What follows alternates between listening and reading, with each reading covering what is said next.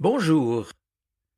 Ce que tu as caché aux sages et aux savants, tu l'as révélé au tout petit, déclare Jésus à son Père dans sa prière rapportée au Matthieu chapitre 11, verset 25.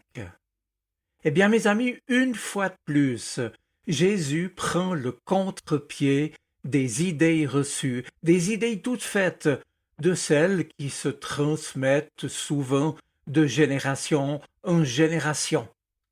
La grandeur, le pouvoir, la réussite, l'autorité, la suprématie, la toute-puissance, voilà ce qui anime le cœur de certains.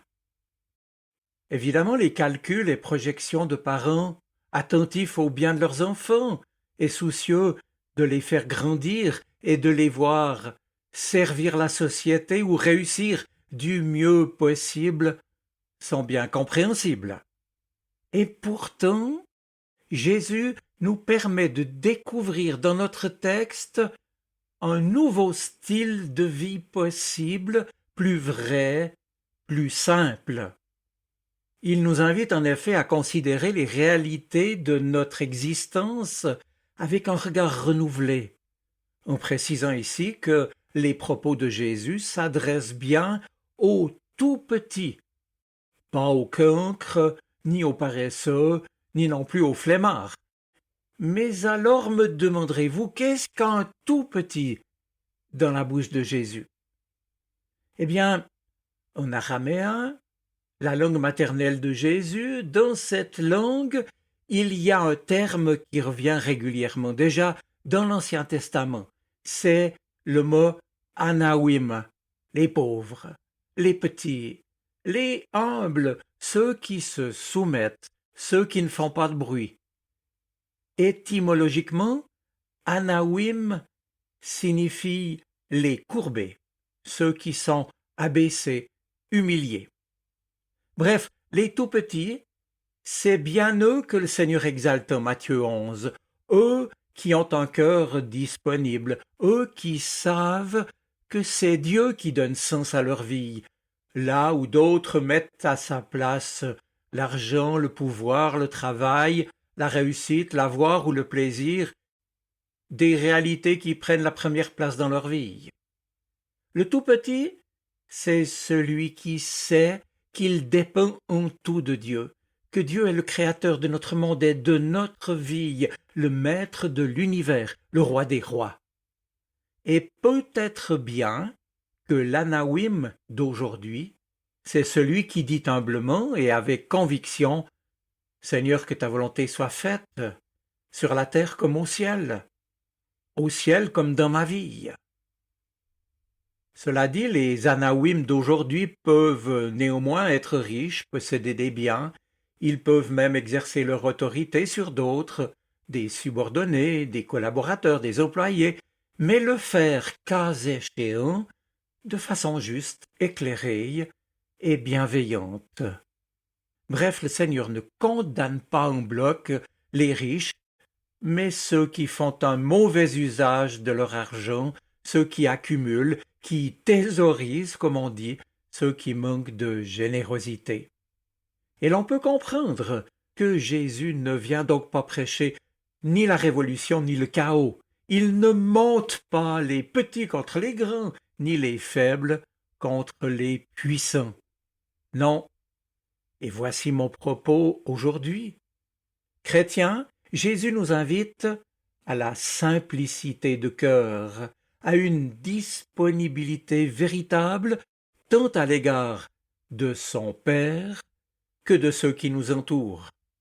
Et ce message, il l'adresse en tout premier lieu à ses disciples, dont le témoignage de vie, par nos actes, plus encore que par nos paroles, bien entendu, est chargé d'annoncer le message de la bonne nouvelle du salut.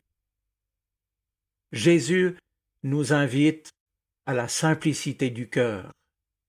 C'est une invitation pour nous à lâcher prise, à renoncer aussi à nous stresser ou à nous crisper pour obtenir plus, pour du toujours plus.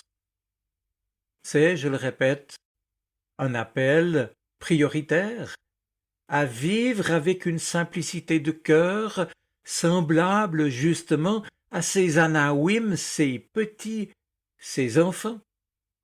Et il le rappellera à ses disciples en Matthieu 18, « Si vous ne changez pas, leur dit-il, pour devenir comme les enfants, vous n'entrerez pas dans le royaume des cieux. » La simplicité est indispensable pour entrer au cœur de l'Évangile, pour vivre de l'Évangile et vivre de la présence de Dieu lui-même. S'il est un point, mes amis, sur lequel nous sommes tous prêts à nous accorder, c'est que le monde dans lequel nous vivons est devenu un monde bien compliqué et dans lequel tout ce qui nous paraissait simple ou allait de soi semble avoir bel et bien disparu. Or, dans ce monde devenu compliqué, les chrétiens conservent cependant un privilège, celui de pouvoir côtoyer Jésus, dont la simplicité est peut-être l'une des plus belles qualités.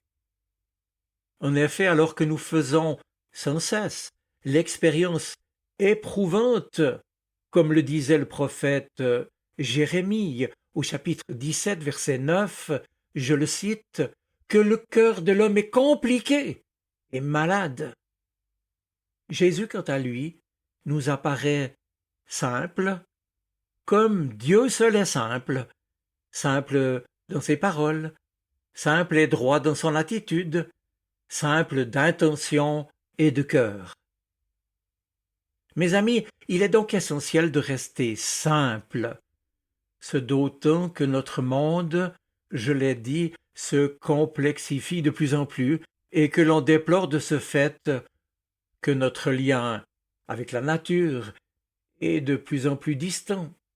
Et il semble aujourd'hui urgent en effet de revenir à cette simplicité d'abord de la relation directe, de la relation humaine, de la relation avec la nature aussi, mais également de la simplicité, enracinée en Dieu, dans le lien que nous avons avec le Seigneur.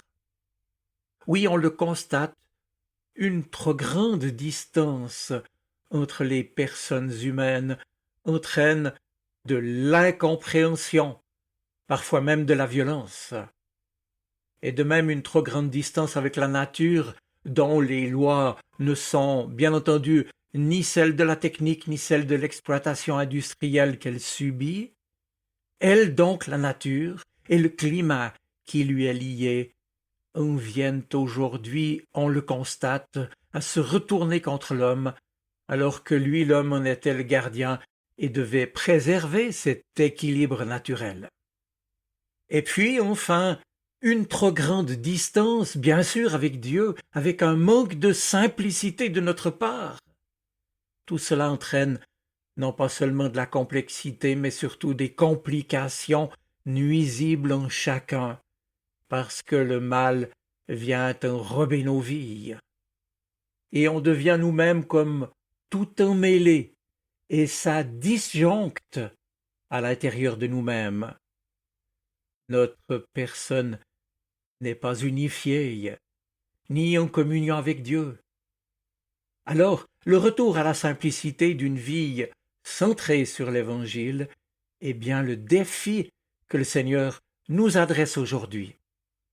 C'est là un appel à mieux le suivre, à mieux suivre le Christ, à lui être conformé, rendu conforme, pourrions-nous dire. Les conséquences en sont d'importance parce que si la flamme de sa lumière se voile en nous ou finit par s'éteindre, tout le reste n'est qu'obscurité et désespoir. C'est l'amour, on le sait, qui donne du sens et du poids à ce que nous faisons. Ainsi Dieu ne regarde pas tant ce que nous faisons, mais comment nous le faisons. Dès lors j'en viens à ma conclusion.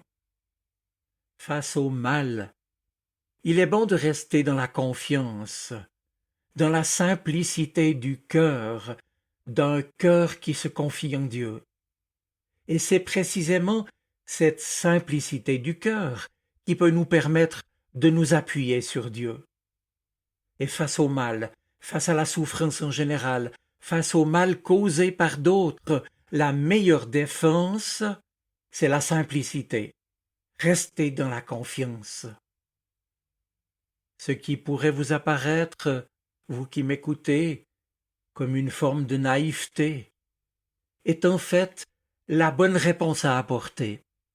Oui, laissons le Seigneur travailler, laissons-le agir dans nos vies, remettons-lui toutes choses et demandons-lui la grâce de la simplicité, de l'humilité et de la confiance, et puis aussi de l'émerveillement pour sa fidélité bienveillante. Je vous souhaite une bonne semaine. Soyez bénis.